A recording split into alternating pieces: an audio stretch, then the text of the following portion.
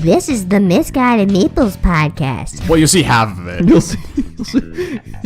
You won't see it coming, and you will see half of it, and you might see half of it coming. Yeah. Don't read into it. With your hosts, Erik. You're an enemy to bird kind. Copious amounts of cocaine. Cold-skinned cabana boys. A million names in research.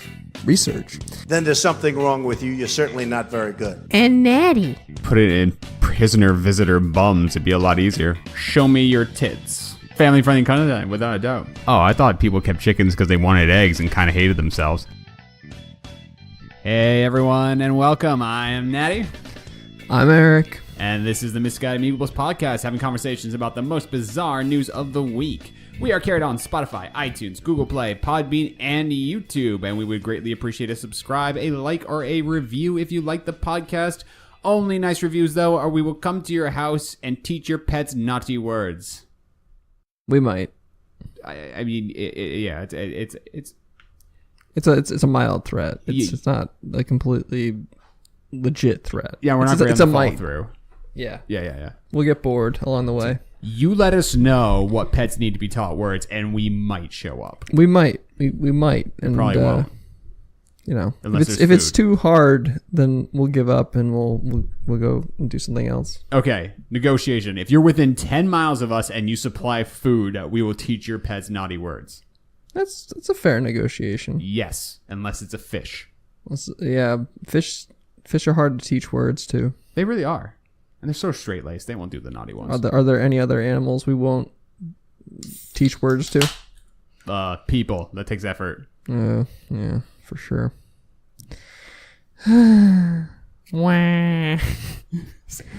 We've had a case of terrible podcast-itis, I guess, is what I'm going to call it, or technicus problemus. That sounds good.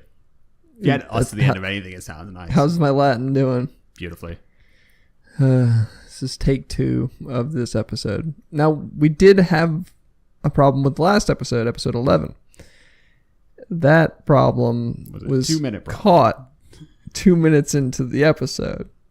This one was caught when I was saving the Audacity file after we were done with the entire episode. And then Audacity decided to crash and kill everything, making me a very sad boy. Luckily, this has not dampened Erik's spirits. I'm a little depressed right now. Yeah. Just a tiny bit. There's a corner and it's wet with tears. And I don't even know if this is going to be the one that works this time around. Like, I'm hoping it does. I'm hoping I made some changes that will fix something. But as of right now, we're not sure if this solved our problem, so we're living on the edge. If there was like a camcorder on me when that file crashed, if there was a camcorder on me, like, it would have just been like the dead inside face, because I immediately, as soon as I saw it, like as soon as I pressed save and the Audacity did the loading thing, and then something just snapped and the whole thing was gone. The whole track was gone. It was just a flat line. There was no waves of us talking anymore. None at all. And if there was a camcorder on me, it would have just been pure dead inside. Double dead inside. I'm already dead inside, and now I'd be even more dead inside. It's like one of those videos where someone's in a hot tub and they think they're going to pass gas and they poo. Oh, yeah. Kind of that response. Just like, oh, the world has crumbled around me. Every part, hope and peace, everything just left my body at that point. Like those 2 girls. It was 3 girls in a hot tub and one of them passed gas. And I'm not sure. All I remember is the hot tub turned brown. That's an old video. Yeah, that's going back a ways. That's a very old video. Yeah. Hilarious, but yeah. Basically, I'm dead on the inside. I'm dead on the outside. Just like Fox News is dead on the inside. Anyways, this coming from Fox News. Let's get right back into this. No more being depressed. We got a new show to do. No more bitching about Audacity. No more bitching about my computer. None. No more. You'll hear no more of that on this podcast currently. 0. No more. Anyways, shrine to Danny DeVito found behind college restrooms towel dispenser. This story is actually really funny. Comes from Purchase College in New York. It's a SUNY college. A photo. Starting off great. A video posted to social media Sunday showed a few Purchase College students discovering a shrine in a restroom dedicated to the It's Always Sunny in Philadelphia actor Danny DeVito. Yes. Basically, the idea in this video they show pulling off the towel dispenser, the metal towel dispenser, out of the wall completely, and there's a little cavern to the side. Yeah. About the size of a janitor's closet. Right. It's very, very, very small. And in that, there is a shrine to Danny DeVito. There's a little cardboard cutout. It's about 6 inches tall. And a picture of the actor. And basically, there's a sign that reads, "Leave an offering for our Lord and Savior, Danny DeVito, patron saint of trash men." Yes. Which, if you don't know, It's Always Sunny in Philadelphia. And if you don't know, and you've never watched It's Always Sunny in Philadelphia, Shame on you. Shame on you. Shame on my computer. And for shame any on of you- Audacity. Yes. It had to come to that. It did. Shame. Anyone's having a hard time picturing this shrine, if you're a 90s kid, think Hey Arnold. Yes, that's a good reference. I think so, yeah. Pretty nifty reference there. It's a decent analogy for someone of a very niche age group. Very niche. If you've seen Hey Arnold and you were a kid growing up in the 90s and you had Nickelodeon and you remember that, I don't know where I was going with that. I don't either, but by the way, it's not a kilt. Just gonna put that out there. It's not a kilt. If you're in the know, you know what it is. So some students or people who have already discovered the shrine clearly left offerings there. And those offerings include a commuter card, a package of Pop Rocks, a whoopee cushion, and an Apple iTunes gift card, all sprawled across the floor near Danny's feet in this little shrine. Pretty cute. Yeah, it's the millennials ritual sacrifice. And this kind of blew up on social media. Purchase College themselves had a fun little take on it, sending a tweet out to Danny asking that with the link and asking Danny if he'd love to come meet the super fans there at the campus. Danny did respond, but wasn't a very hopeful response for anyone hoping for a visit from him. But he did say the shrine honors him and that people should recycle, pick up trash, recycle, and be aware of plastics in your ocean. Yes. So I'm not sure where the eco-friendly rhetoric came into there, but maybe it was like a nod to the trash man.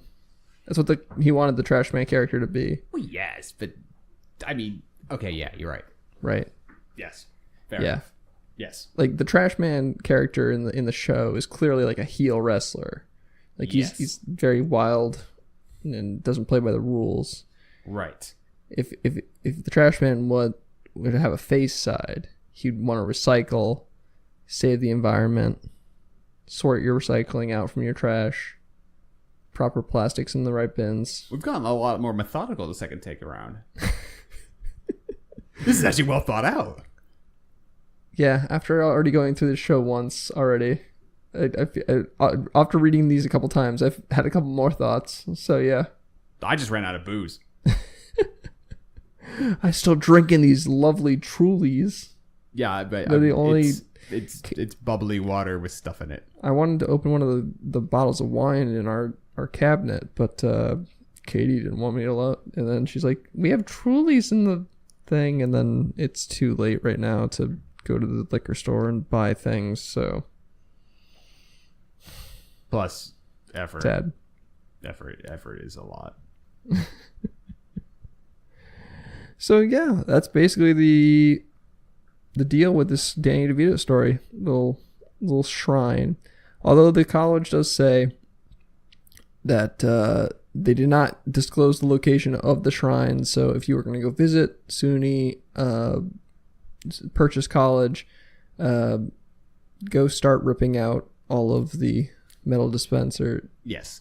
trash dispensers in the around your campus, and you'll find it. Maybe you'll find a different shrine. Who knows? There could be many. There could be lots of shrines to maybe some different actors and actresses. There could be. There's the David Bowie shrine somewhere in there. Ooh, David Bowie. That'd be an interesting shrine. Like, why would someone do that behind a towel dispenser though? Like Danny DeVito to me like screams shrine behind. Oh yeah, without a doubt. A paper towel dispenser. That's be true. You know, like yeah, I could see that. I feel like But a like David Bowie David shrine would Bowie- be like under the theater stage. Right. Something a little bit more classy. Yeah. Like not in the bathroom. Well, then who the heck else is going to be in the bathroom shrine?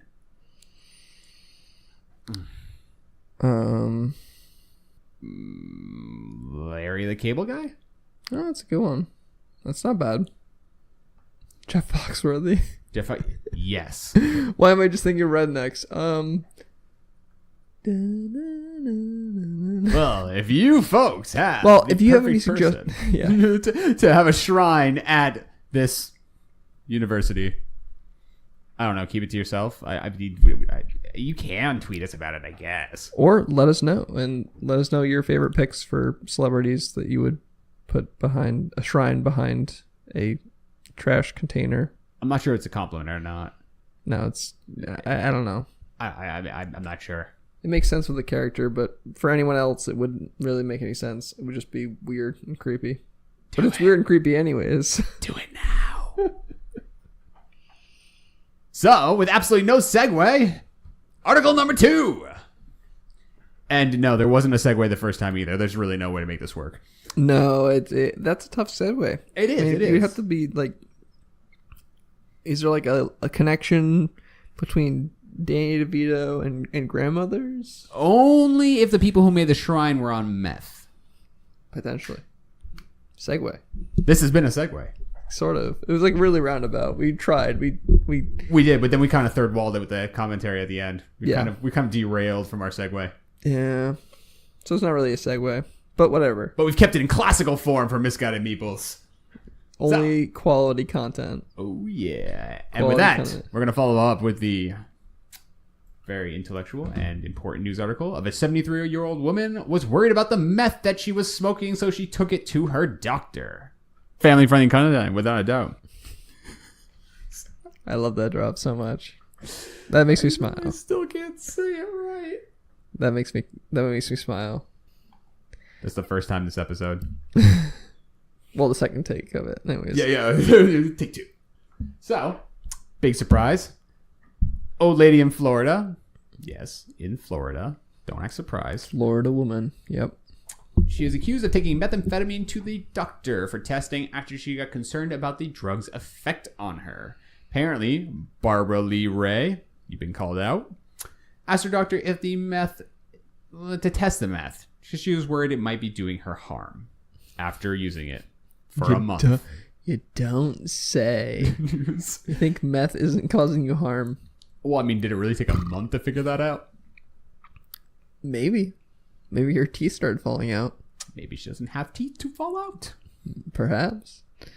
A lot of meth stories we've been covering recently. A lot of meth. It's true. I don't know what's all about meth. Why meth? Why is that a thing? Why do people think that's a good idea? I have I always no wonder idea. that. It's been spread out too. It's not like all one state. It's like it's kind of Yeah, it's been like Georgia, New York. New York, We got Polk County in Florida now. Florida, all over the place. Yeah. Meth, man, what are people thinking? Meth. Well, they're not thinking, they're on meth. Well, I mean, but you have to initially make the choice to do meth in the first place, right? Like before you get Probably. intoxicated on meth, you have to. Well, the 5-year-old kid didn't actively pursue meth. Well, maybe. Maybe you did. Little twist in that story. Follow-up story. Follow-up story. Kid was the one selling the meth. Dad claims. Dad framed. My kid framed me for meth. My kid's been a meth dealer since the day he was born. Yep. Disguised as Halloween candy. Gives it out everywhere. And this old lady just bought it. Hook, line, and sinker. She bought it. She definitely. I wonder who gave this woman meth though. Like really? Like they didn't how does disclose how does a 73-year-old get meth? Well, also, how do you find out who gave her meth when she's 73 and on meth? I can't imagine there's a lot of like logical reasoning and, constructive answering in that situation. Memory problems, all that stuff, mixed with meth. Like that. Anyone who thinks it's a good idea to bring meth to the doctor's office in a public situation probably isn't thinking all that well. Yeah, probably not. Probably not. So she brought her meth to the doctor's office, and he tested it, and it was meth.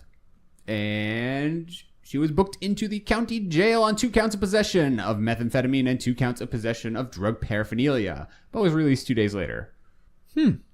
Interesting. Probably because a 73-year-old woman on meth is not hardened enough to be a criminal. No, probably not. Or is she? Or is she? She's the kingpin. She's the kingpin meth head. That's it. Oh.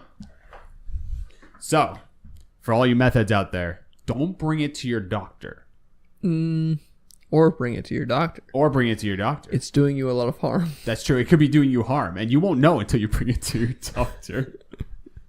There's no other resources other than your doctor letting you know that meth is harmful to your health. Yes. So bring meth to your doctor. So if you have meth, go ask your doctor if it's okay. Yeah. And if he says it's okay, get a new doctor. This has been a public service announcement by Misguided Peoples. Misguided Peoples. Only the most sound advice for all of you out there. All 11 of you. That's listen true. To our podcast. We care about you. We care deeply about you. Except you meth heads. Oh, God. We care about meth heads. We do, really. They're still listening to us. You're giving us all the news. The only reason they listen to our podcast is because they're smoking meth. That checks out, yeah. I think that I have a theory about that. Without meth heads, that's like if we lost meth heads and Canada as a whole, we would just have nothing to talk about. We wouldn't. I mean, everyone who's doing meth is always doing something stupid. Therefore, we'll always have new content to cover. Yeah. And if you take out meth and America's hat, then all we have is Erik pissing off states. That's still kind of entertaining, though. Oh, it's wildly entertaining for me, at least. You're just making large accusations towards entire groups of people based on the state they live in. Yes.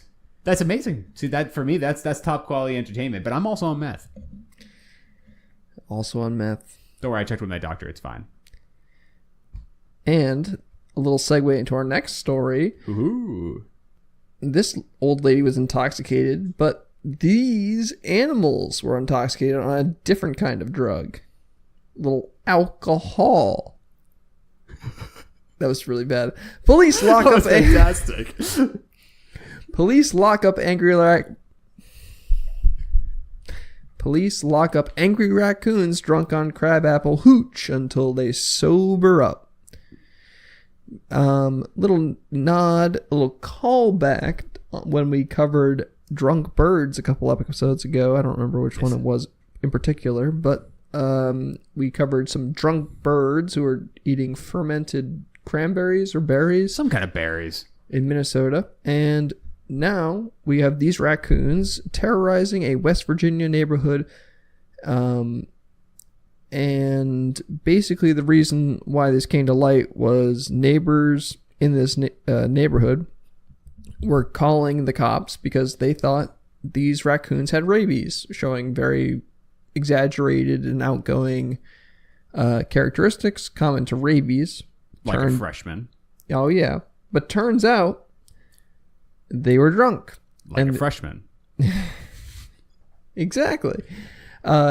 They found some fermented crab apples, cranberries. I had cranberries in my head. Either one. They're fermented something or They're another. fermented crab apples. And apparently they are rather surly drunks. They're pretty crazy critters. Yeah, that's good to know. I've always wondered the predicted behaviors of drunk raccoons. It's been something at the top of my list of concern. Well, apparently, these raccoons were round up. There was 2 of them, but although catching them was a community effort, so there was quite a bit of effort and quite a few people. They didn't mention how or how many people there were, but apparently it was a community effort, in quotes. I feel like it shouldn't have to be. And basically, they threw them in the drunk tank, and after the animals sobered up, the officers released them into the woods unharmed. Yes. But I will say this. Do not approach raccoons if they're acting unusual. Don't approach raccoons at all.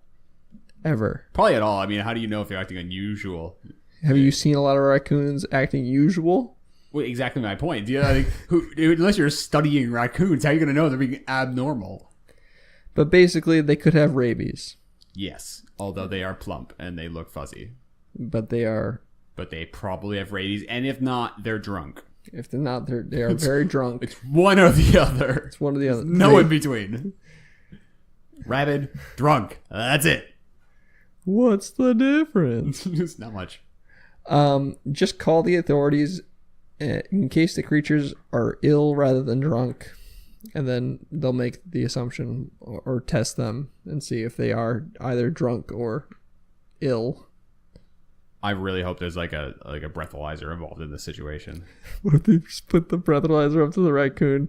It's like, well, we tested it and it doesn't have rabies, but it is very intoxicated. It is above the legal limit for raccoons. For raccoons. This raccoon has a very high blood alcohol content. That was almost an actual public service announcement. It almost was. I don't like it. Made me feel uncomfortable. We're doing a lot of public service announcements right now. And if you want to see these criminals at large, they did supply a mugshot with the article. It's a very cute mugshot. It kind of just looks like a Google stock image of a raccoon, but yes.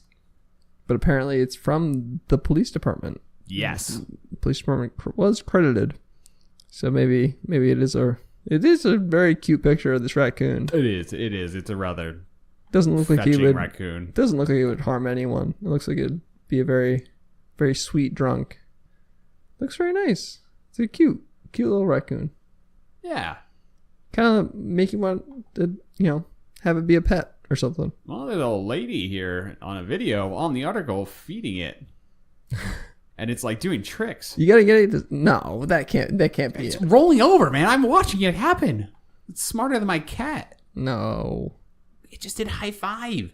No, that's a trained raccoon. No, it's not the drunk raccoon. I thought you were talking about it's a drunk. No, it's not the. No, it's a trained drunk raccoon. Oh, right. Yeah. She gets it drunk all the time and then trained it. Yeah, his tolerance is crazy. So it's a different raccoon. It is, truly. Yes. I don't think it's an actual drunk raccoon. Wah. Well, moment of truth here, people. Hopefully this gets saved.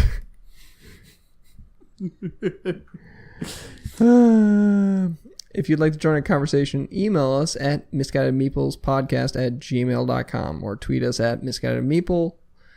Any final thoughts on our wonderful show today? We had some ups, we had some downs. And yeah, any final thoughts?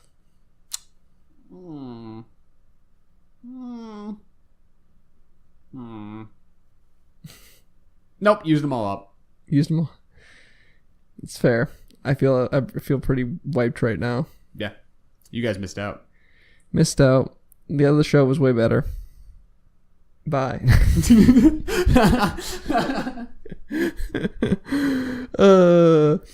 Thank you all for joining the conversation this week, and we'll talk to you all next week. Thank you so much to everyone. We actually got a recommendation for a story this week. Unfortunately, we had so many good stories this week. We did not, but we will continue. We did? Yeah, we had a recommendation from a friend that we know who's a listener. And she sent us a story about a Providence precinct that was very, very tiny. And it was interesting because there was like 14 people in the district who are like registered to vote, and only one of them did vote. And that meets the general standard of the U.S. voting populace. Yeah, that's fair. Yeah. Makes sense. Yeah, so it's just a weird voting electoral fact. But we had drunk raccoons, we had Danny DeVito shrines, and we had meth head grandmas. Can't do better than that. And that is a wonderful show. It's a stellar lineup for sure. But like I said, if you like join our conversation or send us something, misguidedmeeplespodcast@gmail.com or tweet us at misguidedmeeple. Thank you so much for joining the conversation today. Talk to y'all next week. Bye. Don't do meth. Family-friendly content, without a doubt. Little alcohol.